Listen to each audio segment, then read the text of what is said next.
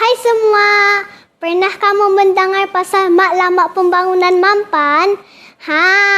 Kalau belum pernah, hari ini saya akan menceritakan satu contoh tentang seorang pemuda berjiwa lestari di negara Brunei Darussalam.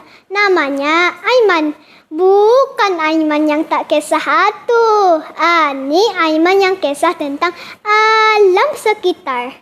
Kalau kanak-kanak lain suka kumpul kad Pokemon, mainan patung kecil dalam kotak blind box, Aiman gemar mengumpul botol plastik, tin terpakai dan bahan kitar semula. Sejak kecil, dia dilatih oleh ibu bapanya untuk tidak membazir. Jangan dibuang dulu, Man. Barangkali dapat dibuat ke benda lain.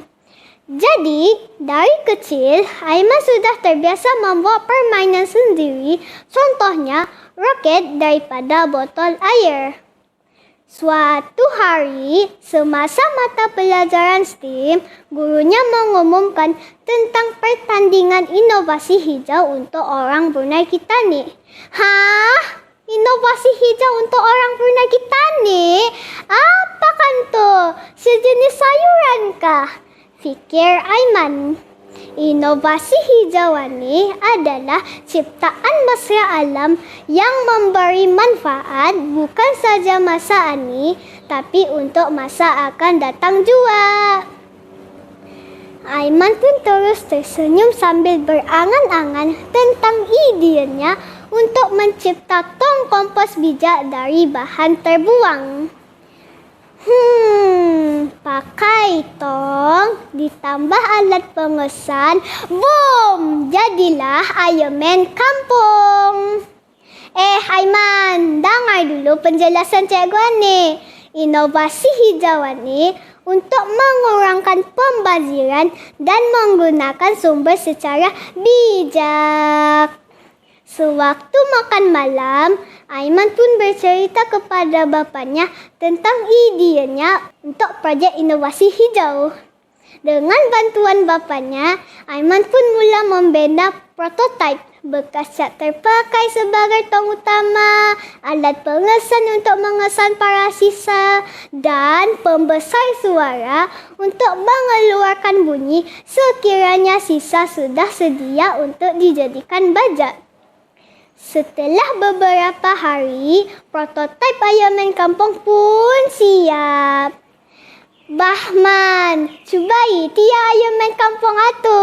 Isikan dulu dengan sedikit tanah, lepas tu masukkan tia sisa makanan, kata bapanya. Aiman pun bergesa ke dapur untuk mengambil mangkuk yang berisi sisa makanan seperti kulit sayur, lebihan nasi dan kulit telur. Ini baru indah membazir ni, Pak. Sambil Aiman memasukkan sisa makanan ke dalam Ironman kampung. 20% penuh, kata Ironman kampung. Aiman tersenyum gembira melihat kejayaannya membina Ironman kampung. Keesokan harinya, Aiman tiba di sekolah lebih awal untuk berjumpa dengan Cikgu Norsah, guru pengawas STEM. Cikgu, saya sudah ada prototipe untuk projek inovasi hijau yang cikgu cakap hari itu. Wah, apa nama projek tu, Aiman? Projek ini namanya Ironman Kampung. Dari sisa jadi baja. Cikgu Norsah mengangguk-kagum dengan semangat Aiman dan menasihatinya untuk membawa tong kompos bijaknya itu ke sekolah untuk diisi dengan sisa makanan daripada kantin. Setiap kali waktu rehat, murid-murid semua pun membuang sisa makanan mereka ke dalam Ironman kampung. Ada yang membuang kulit pisang, sisa nasi, dan yang paling banyak mestilah sayur. Anak muda masa ni pahit bah sayuran ni. Beberapa minggu berlalu, Ironman kampung pun mengeluarkan suara 98% penuh dan baunya pun wangi. Cikgu, cuba lihat ni. Tong kompos ni sudah penuh. Boleh sudah kita ni keluarkan bajanya, kata Aiman penuh teruja. Selang beberapa hari, hari pertandingan pun tiba. Dewan sekolah dipenuhi peserta-peserta dari seluruh negara untuk membentangkan projek inovasi masing-masing. Setibanya giliran Aiman, ia melangkah ke pentas dengan membawa prototipe ayaman kampung dan bekas baja yang telah dihasilkan. Dia mula bercakap dengan penuh bangga. Ayaman kampung dari sisa jadi baja.